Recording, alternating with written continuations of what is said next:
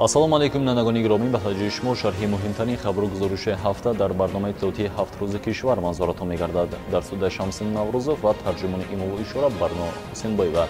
Нахуст бо сархати хабарҳо шинос шавед.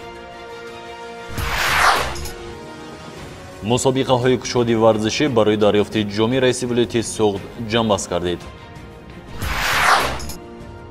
бурду бохти фаъолияти соҳибкорӣ дар вилояти Суғд. заминаи нави мобилӣ дар шаҳри Хуҷанд муаррифӣ шуд. зани 37 сола бо 3 фарзанди ноболиғаш ҳангоми обозӣ дар дарёи Сир ба ғарқшавӣ дучор шуд. машинаи сайёрии ҷамъоварии шир кори соҳибкорону хоҷагидорони вилояти Хатлонро осон кардааст. дар ҷумҳурии Ӯзбекистон бо иштироки шоирони тоҷик маҳфили адабӣ доир гардид. таваҷҷӯҳ намоед ба шарҳи пурраи ин хабарҳо. ҳафтаи равон мусобиқаи кушоди варзишӣ барои дарёфти ҷоми раиси вилояти Суғд ҷамъбаст карда шуд. дар мусобиқаи варзишӣ варзишгарон аз 18 шаҳру навоҳии вилоят ва вилоятҳои Хатлону шаҳри Душанбе ноҳияи тобаи марказ ва варзишгарон аз ҷумҳуриҳои Ӯзбекистону Беларусия ва Федератсияи Россия иштирок намуданд.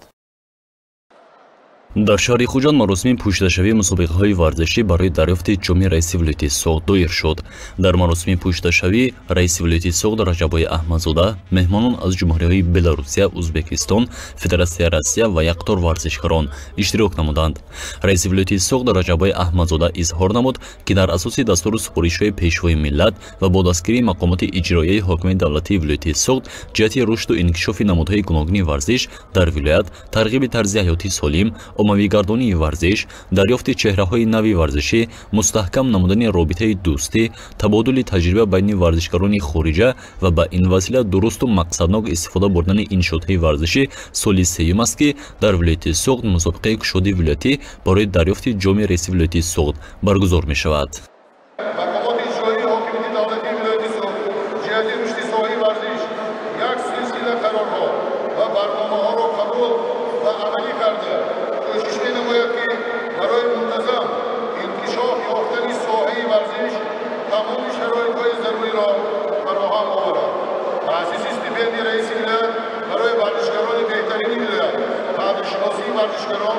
اشتراک دسته‌های فوتبال ولایت در لیگ عالی و لیگ یکم مملکت، برگزاری مسابقه‌های ولایتی منطقوی و محلی، تأمین اشتراک دسته‌های منتخب ولایت و چمپیونات‌های جمهوری و مسابقه‌های بین‌المللی و جهانی، شهادت تطبیق ماموران قرار ذکر گردیده اشعار می‌رود. иттилоъ дода шуд, ки соли 2019 мусобиқаи мазкур аз рӯи 15 намуди варзиш бо маблағи беш аз 300 000 сомонӣ, соли 2021 аз рӯи 22 намуди варзиш ба маблағи 426 000 сомонӣ ва соли ҷорӣ бошад аз рӯи 26 намуди варзиш гузаронида шуда беш аз 800 000 сомонӣ маблағ ҷудо гардидааст. лозим ба зикр аст, ки мусобиқаҳои қаблӣ танҳо дар сатҳи вилоятӣ ташкил ва баргузор мешуд. соли ҷорӣ бошад мусобиқаҳои кушоди вилоятӣ дар 3 марҳила гузаронида шуд. марҳилаи якум байни маҳаллаву деҳа, марҳилаи дуюм байни ҷамоату шаҳру деҳот ва кумитаи маҳаллаҳои шаҳру навоҳии вилоят ва марҳилаи сеюм бошад бо иштироки беҳтарин варзишгарон аз дастаҳои шаҳру навоҳии тобаи ҷумҳурӣ, вилояти Фарғонаи ҷумҳурии Ӯзбекистон, Сирдарё, Самарқанд, Бекобод, Тошканд, вилояти Мински ҷумҳурии Беларусия ва Федератсияи Россия баргузор шуд. Мы приехали с синёкой Республики Беларусь. Синёкой, потому что много озер, много рек, и также гостеприимно и тепло встречает гостей. В плане нынешних соревнований 4 вида спорта с Республики Беларусь. Дзюдо, которое я представляю, тренером являюсь, плавание, тэквондо и вольная борьба. бояд зикр намуд, ки варзишгарони шаҳру навоҳии вилоят дар ин мусобиқа фаъолона иштирок намуда маҳорату малака ва истеъдоди худро ба иштирокдорон нишон доданд. дар маҷмӯъ дар мусобиқаҳои кушоди вилоятӣ аз рӯи нишондодҳои ба даст оварда шаҳру навоҳии вилоят ба гирифтани 10 медали тилло, 14 медали нуқра ва 23 медали биринҷӣ шарафёб гардиданд.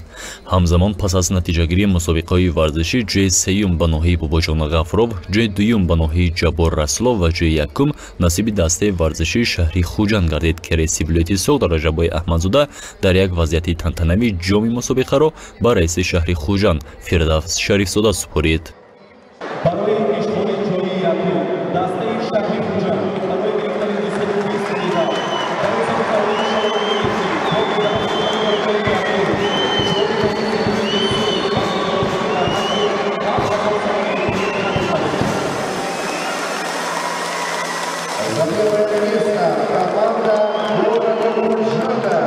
با دستگیری بی‌واسطه رئیس ولایت سوخت محترم رجبای احمدزاده طول ماه ایون مسابقه‌های ورزشی برای دریافت جام رئیس ولایت سوخت از روی 26 نمود برگزار گردید و در این مسابقه ها دسته شهر خوجند با دستگیری بی‌واسطه مقامات اجرایی حاکمیت دولتی شهر خوجند و رئیس شهر خوجند محترم شریفزاده فردوس در این نمودی مسابقه ها زیاده از 20 نمود مسابقه ها اشتراک نمودند و با گرفتن 220 مدال سزاوار جای یکم گردیدند. باید قید نمود که امروزها در شهر خوجند 6 مؤسسه ورزشی شهری و همزمان 4 مؤسسه ورزشی ولایتی فعالیت میبرند.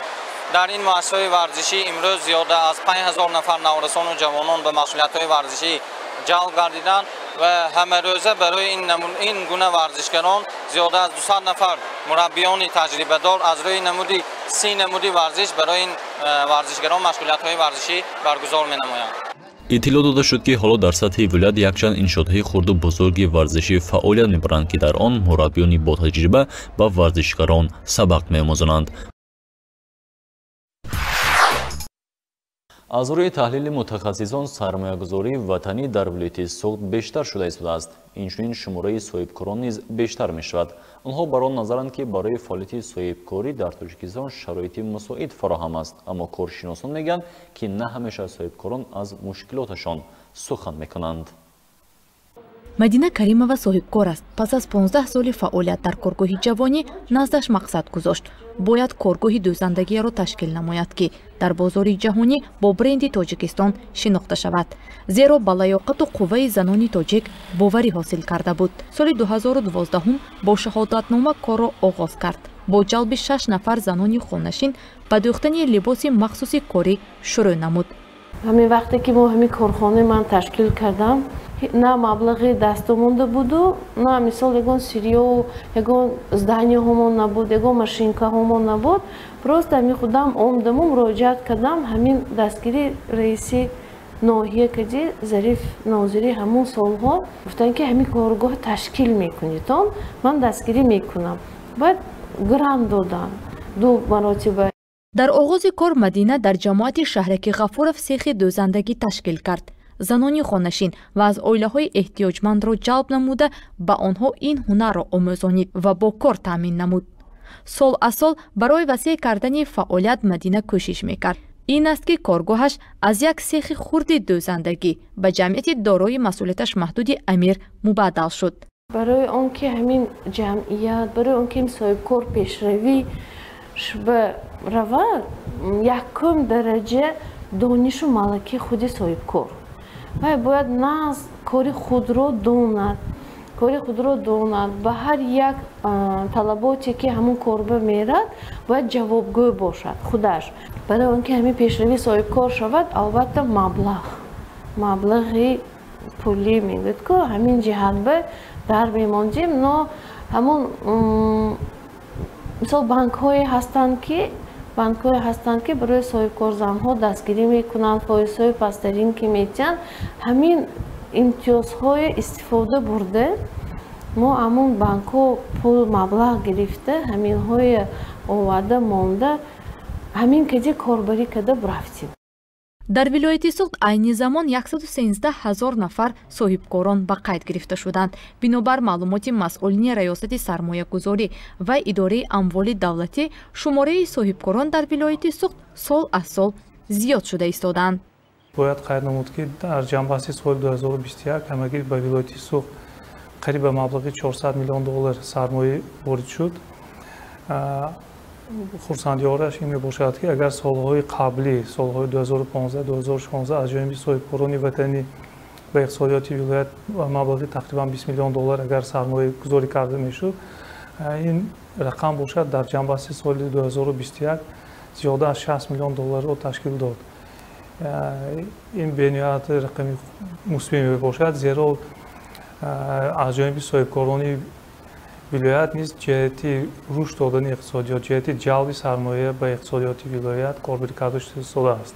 ولایت سوخت با 6 دولت خارجی دو نزدیک همکاری اقتصادی دارد. سودای خارجی بیرون در ولایت نزدیک 2.3 میلیارد دلار را تشکیل می‌دهد. اقتصاداتی که گزارش می‌باشد مشکلی ها موجود هستند.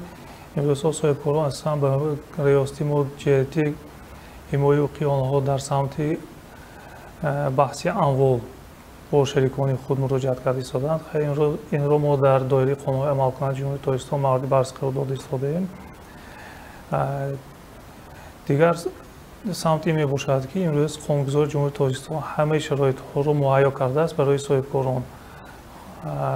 در این جاده باید قید نمود که قانون جمهوری تاجیکستان درباره سرمایه‌گذاران در آن همه جبهه‌های معین کرده شده است تا حتی مخصوص ماده‌های آورده شده‌اند که آن تمامی حقوق عهده‌داری سرمایه‌گذاران صاحبکاران چی وطنی چی خارجی را عمیق و دقیق معین کرده است. مثلا قید کرده می‌شود که در برابر آن امتیازهایی که موجود هستند آن صاحبکارانی که زیاده از 5 میلیون دلار به اقتصادیات ولایت یا که عموما جمهوری تاجیکستان سرمایه‌گذاری می‌کنند آنها حقوق دارند با حکومت جمهوری تاجیکستان سازشنامه سرمایه‌گذاری به امضا رسانند و در این سازشنامه سرمایه‌گذاری تمامی حقوق عهده‌داری‌های خود را و حقوق عهده‌داری‌های دولت را معین کنند و در حالت ضروری امتیازهای الهاگی را طلب نمایند.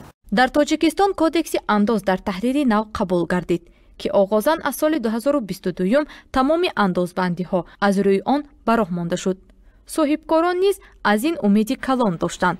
میگوید کارشناس نعمت‌الله میرسیدов گرچنده بعضی از بندها و نمودهای اندازبندی تحریر شده باشند هم اما این تغییرات جدی را به میان نآورد. وقتی که کارخانه اگر امتیاز داشته باشد که وای 3 سال از انداز آزاد است وای با پای خودش استوار می ایستد. اگر استوار ایستد وای انداز پرنده استوار می شود. و برای همین هم از به این مسئله از همین نقطه نظر مناسبت کردن در کار است. چی فایده از اون کارخانه‌ای که به کار می‌دراید و بعد یک چند سال فعالیت خودش را قطع می‌گرداند. اگر کارخانه هر چند استوار باشد و دائمی انداز می‌سپارد از این چیز ما فایده بیشتر می‌گیریم. همین گونه شرایط در نتیجه قبول قانون‌ها، قرارها کودکس دیگر شدن کودکس انداز چنین شرایط پیدا نشده است فراهم نآمده است.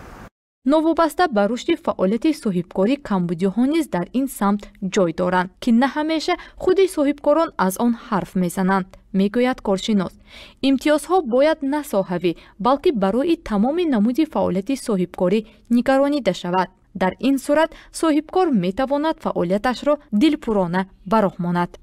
ما اگر نقطه به نقطه کارخانه به کارخانه به استثنا به نفری امتیاز دهیم این چیز کار نمی کند. ما باید قانون‌های قبول کنیم که اونها برای سرمایه گذار برای صاحبکار کفالت دهند که او در مدت کوتاه سرمایه گذشته خودش را پوشانده میتواند. یعنی وی خرج خودش را پس گردانده میتواند. تنها در همین صورت اونها شوق، میل رغبت، خواهشمندی نسبت به فعالیت در تاجیکستان ظاهر میکنند. مدینه کریمова در شهر خوجند و دو جماعت نوحی باباجان غفورov سیخ‌های دوزندگی جمعیت را فعال کرده است. شماره کارمندان است از 6 نفر و 120 نفر رسیدند.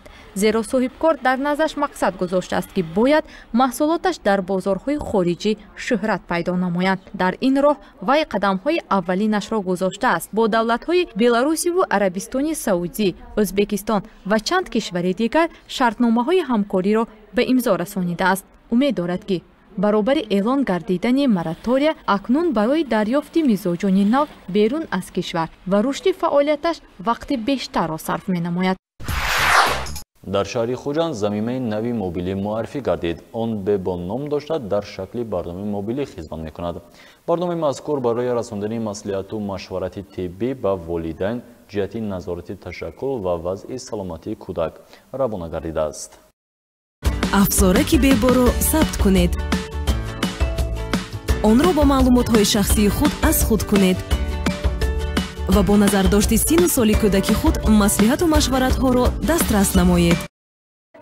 بебо این زمینه موبیلی می باشد که برای رشد ملکه‌های والدین روانه گردیده است. آن دارای خصوصیت‌های گوناگون بوده، هر یک والدین امکان دارد توسط این زمینه از تشکل درست کودکانشان باخبر گردند. از لحظه تولد کودک تا 6 سالگی وابسته به انکشاف کودک مصلحت بگیرند. Предложение бебо предназначено для детей от 0 до 6 лет и охватывает такие сферы раннего развития, как хорошее здоровье, адекватное питание, родительство, раннее обучение и защиту, безопасность. Данное предложение позволяет родителям следовать за ранним развитием ребенка, следовать за календарем иммунизации и планового осмотра. در شهر خوجان مراسم معرفی زمینه موبیلی بебо برگزار شد. در آن نمایندگان وزارت تندرستی و یونیسف در تاجیکستان، مسئولین حکومت ولایت سوت، طبیبان و متخصصان اشتراک نمودند.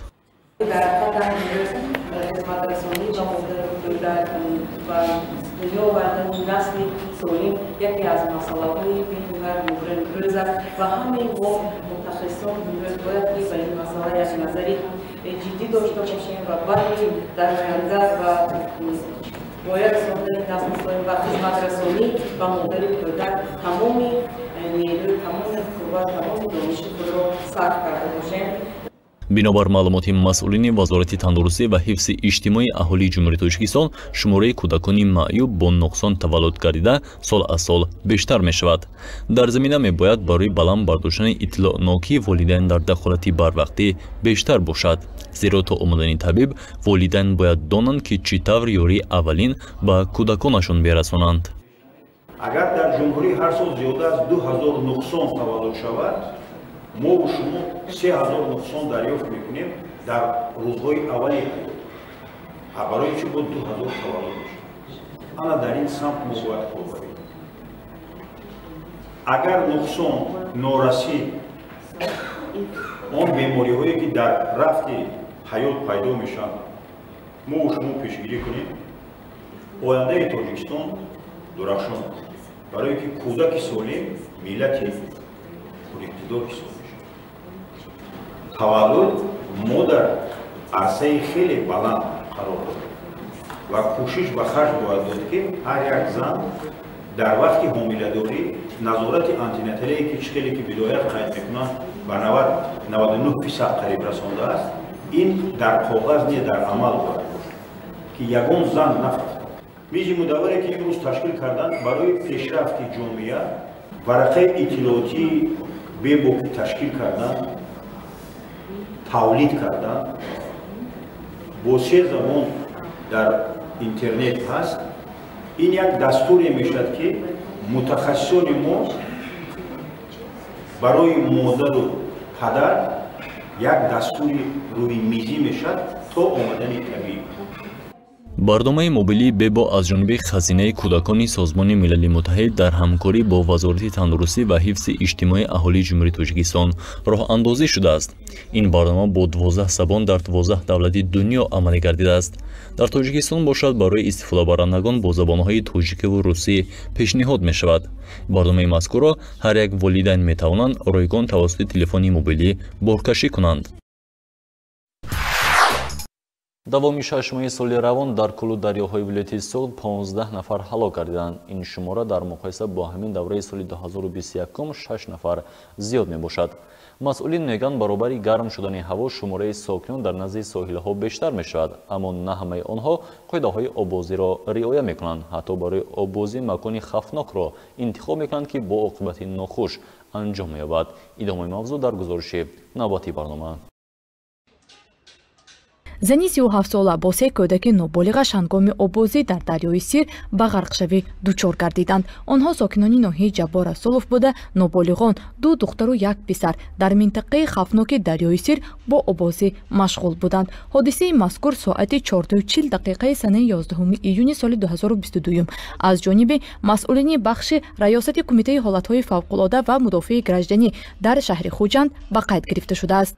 ҳафтаи гузашта дар ҳудуди наврӯзгоҳи шаҳри Хуҷанд дар ҷое ки манъ карда шудааст 4 нафар аъзоёни як оила сокинони ноҳияи Ҷаббор Расулов ҳангоми гузарондани рейдҳо аз тарафи навбатдорон наҷотдиҳандагони бахш дар шаҳри Хуҷанд ва наҷотдиҳандагони раёсати дастаи зудамали раёсат ҳангоми обозӣ карданд ки дучори ғарқшавӣ мешуданд наҷот дода шуданд. дар вилояти Суғ давоми 6 моҳи соли равон 15 нафар дар кӯлу дарёҳо фавт диданд. ин шумора дар қиёс бо ҳамин давраи соли 2021 6 нафар зиёд мебошад. бинобар таҳлили мутахассисон ҳодисаҳои ғарқшавӣ асосан дар шаҳрҳои Хуҷанду Панҷакент ва ноҳияҳои Масҷоҳу Спитамин бештар гардиданд. аз 15 нафар ғарқшудагон 12 нафарашон ноболиғон маҳсуб меёбанд. умуман дар ҳудуди вилояти Суғ дар кӯлу дарёҳо то ба имрӯз аз аввали сол то ба имрӯз 15 ҳолати ғарқшавӣ ба қайд гирифта шудааст ки онҳо аз тарафи наҷотдиҳандагони дастаи махсуси зудамали наҷотдиҳӣ ҳам раёсати вилоят ҳам шаҳри Хуҷанд ва аз тарафи аҳолӣ дарёфт гардида ба мақомотҳои дахлдор супорида шудааст. асосан ҳодисаҳои ғарқшавӣ аз аввали сол то имрӯз дар шаҳру ноҳияҳои Хуҷанд, Масҷоҳ, Панҷакент, Спитамен ба қайд гирифта шудааст. аз рӯи мушоҳидаи мутахассисон давоми 2 ҳафтаи охир шумораи сокинон дар назди соҳили дарёи Сир зиёд гардидааст, зеро ҳарорати ҳаво якбора гарм гардида сокинон барои обозӣ ба назди дарёву кӯлҳо мераванд. аммо бештари онҳо оддитарин қоидаҳои обозиро риоя намекунанд. наврасон бероҳбаладии калонсолон ба макони обозӣ меоянд. инчунин барои обозӣ мавзеи хавфнокро интихоб менамоянд. аз ҳамаи шаҳрвандон хоҳиш карда мешавад ки ҳангоми машғул шудан ба обозӣ дар ҷойҳои манъшуда ба обозӣ кардан машғул нашаванд. он нишонаҳо он лавҳае ки дар назди кӯлу дарёҳо насб карда шудааст пеш аз обозӣ кардан ба он шинос гарданд.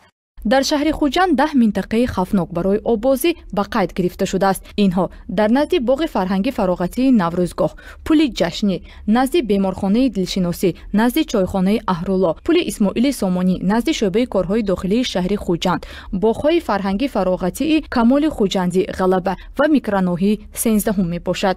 дар ин минтақаҳо бинобар вуҷуд доштани гирдобу чуқуриҳо ва тез будани маҷрои об обозӣ кардан қатъиян манъ мебошад. машинаи сайёри ҷамъоварии шир кори соҳибкорону хоҷагидорони вилояти Хатлонро осон намудааст. акнун онҳо ба ҷои зарфҳои пластикиву алюминӣ аз техникаи муосир истифода мебаранд. зеро таҷҳизоти мазкур дорои хусусияти махсуси нигаҳдориву интиқолро доро мебошад. муфассалтар дар гузориши дигари барнома тамошо кунед. ин машинаи сайёри ҷамъоварии шир кори хоҷагидорону соҳибкорони вилояти Хатлонро осон мегардонад. тавассути он дар ҳавои гарм низ метавон ширро босифат то корхонаҳои истеҳсолӣ бурда расонид, зеро техникаи мазкур дорои хусусияти махсуси нигаҳдориву интиқоли шир мебошад. хусусияти асосии ин мошинҳо дар он аст ки онҳо ширро дар ҳолати хунук нигоҳ медоранд ва аз нуқтаи аз аҳолӣ ҷамъ кардани шир то ба нуқтаи оварда расонидани корхонаҳо ширро дар ҳолати мӯътадил нигоҳ медоранд ва ин ба корхонаҳо зарур аст ки ширро бо сифати баланд ва дар андозаи муайян ҷамъ оварда барои коркарди он ва барои истеҳсоли маҳсулоти ширӣ истифода баранд. дар баробари 7 нафар соҳибкорони вилояти Хатлон ба Султон Қаландаров низ техникаи мазкур тақдим гардид. зеро вай ҳамарӯза то 500 литри ширро аз хонаводаҳои ноҳияи 5 ҷамъоварӣ намуда ба корхонаҳои коркард ба истеҳсоли маҳсулоти ширии ноҳиявӣ мерасонид. қаблан аз зарфҳои пластикиву алюминӣ истифода мекард ки дар фасли гармо боиси вайрон шудани шир мегашту хароҷоташ барбод мерафт. ҳамин лоиҳаи юсаидро ташаккур ва миннатдорӣ изҳор мекунам барои он ки ҳамин мо бар ин соҳибкорои ноҳияҳои дурдасте ки бениҳоят гармтарин ноҳия дар ҷумҳурӣ ҳисоб меёбанд барои кашондан ва расонидани ҳамин маҳсулоти шириро ба нуқтаҳои лозимӣ яъне ба корхонаҳои коркарди шир таъмин менамояд. 7 адад трейлерҳои сайёр ба соҳибкорони ноҳияҳои дурдасти вилояти Хатлон тақдим гардид. иқтидори ғунҷоишии ҳар яки он 450 литр шир мебошад. бо соҳиб шудан ба ин трейлерҳо 14 нафар соҳиби ҷои кори доимӣ шуданд. инчунин 1500 хонавода имконият пайдо карданд ки ҳамарӯза шири чорвояшонро супорида даромади мунтазам ба даст оранд. корхонаҳо аз ин мошинолотҳое ки мо ба онҳо тақсим мегардонем фоидаи калон мерасонанд ва аз ин фоида бархурдор мешаванд. аз он ҷумла хонаводаҳое ки барои таъмин кардани шир бо ин корхонаҳо ҳамкорӣ мекунанд аз он низ манбаи даромади иловагиро ба даст меоранд. машинаи сайёри ҷамъоварии шир дар чаҳорчобаи лоиҳаи юсаид оид ба баланд бардоштани рақобатпазирии агробизнес дар тоҷикистон ба маблағи зиёда аз $66800 амрикоӣ харидорӣ гардидааст. лоиҳаи мазкур дар 13 навоҳии минтақаи бохтари вилояти Хатлон аз соли 2018 амалӣ гардида истодааст.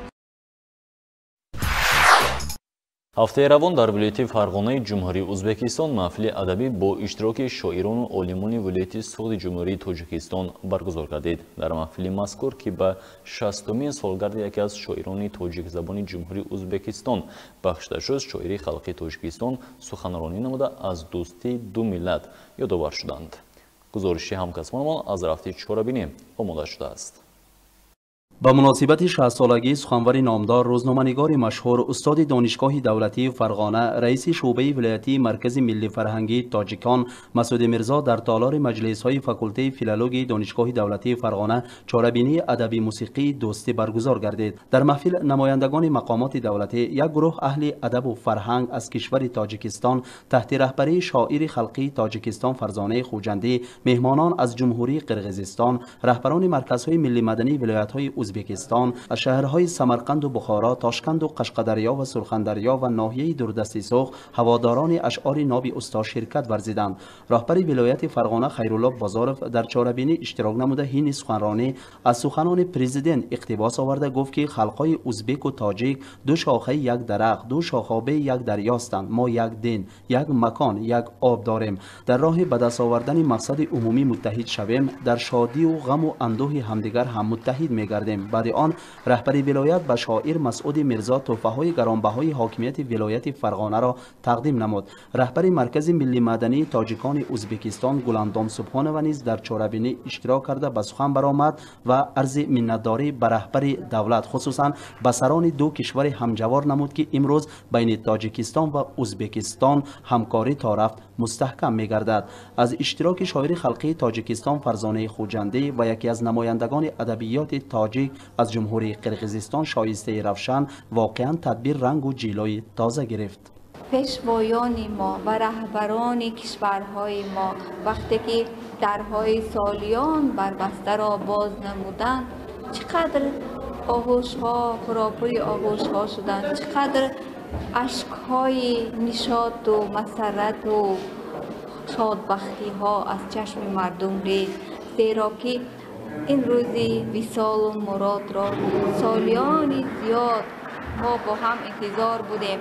وقتی جامع و نوایی را به یاد میاریم، وقتی بزرگان امروزین را مثلا استاد لایق و ارکین واحد اینقدر با هم پیوند بودند، غفور غلام و استاد صدرالدین عینی، حدیث این دوستی و وصل را بشود ساعتها و فرصتهای طولانی مدید کرد و با هم گفت. اما مسعود میرزا هم که برادری صاحب میلاد ما هستند، یک نفری بسیار فرخنده، یک نفری با هستی فروزنده، یک نفری با نکویی فطرت آدمی هستند، از صلب فطرت نیکو زاده و برای محبت دو ملت ملت تاجیک و ازبک خیلی خدمت‌های بزرگ میکنند. واقعا خدمت‌های استاد مسعود میرزا در رشد و تحکیم ادبیات تاجیک زبانان ازبکستان، ژورنالیستیک تاجیکان ازبکستان، صنعت نطاقی حد و کنار ندارد. آواز فارم و دلنشین او تا به گوش دوردستترین فارسی گویان جهان رسیده. شعرهایش در مطبوعات‌های دوره تاجیکستان، ازبکستان، قرقیزستان، مجموعه دستجمعی جلای اختران سرخ، مزایکا، دانشنامه زبان و ادبیات فارسی تاجیکی ازبکستان نشر شدند. سال 2008 نخست کتاب استاد مسعود میرزا تحت نام نامه‌های منظوم با پیشگفتار شاعره خلقی تاجیکستان فرزانه خوجندی در تاشکند انتشار یافت. غایه اشعار شاعر را محبت به حضرت انسان، محبت به وطن و منظره‌های ناتکرار آن، مهر مادر، تقویت دوستی و همجهتی و هممرامی انسان‌های تمام عالم تشکیل کرده، صداقت فرزند به مادر وطن در محور اساسی اشعار شاعر قرار یافته است. امروز خیلی روزی مبارک است، روزی تنتنه عشق است، روزی است که نمایندگان بسیار فرهنگ و ملت را به هم آورده، هم تاجیک و هم ازبک و هم قرقیز و روس و دیگر ملت ها. واقعا نفری که اونی که ما شاعر میگوییم بتواند مردم دنیا را به متحدی بیارد و در سیمای در چهره استاد سخن، شاعری ممتاز، باریکبین، شاعری فیلسوف و شاعری که نوشته هاش همش پند است، پند عشق است، پند زندگی است، در سیمای مسعودی میرزا میبینیم. در چاره‌بینی رئیس اتحادیه ژورنالیستان ولایت فرغانه محمد جان عابیدوف، ادبیاتشناس معروف از خوجند شهر مطلوبه میرزا یونس نیز شرکت ورزیده درباره دوستی و رفاقت خلق‌های تاجیک و ازبک در مثال ایجادیات مسعود میرزا اظهار اندیشه کردند. چاره‌بینی به بزم شعر و سرود تبدیل یافت و قرائت شعر از جانب شاعران مسعود میرزا و فرزانه خوجنده به اشتراکداران تدبیر یک عالم خرسندی بخشید. صنعتکاران باشند توسط سرودهای دلنشین خود چاره‌بینی را فیض و فتوح، رنگ و تراوت تازه بخشیدند. میتوان گفت که شام ادبی موسیقی و 60 سالگی مسعود میرزا به یک عید واقعا دوستی تبدیل یافت و در دل اشتراکداران یک جهان تأثیرات باقی گذاشت.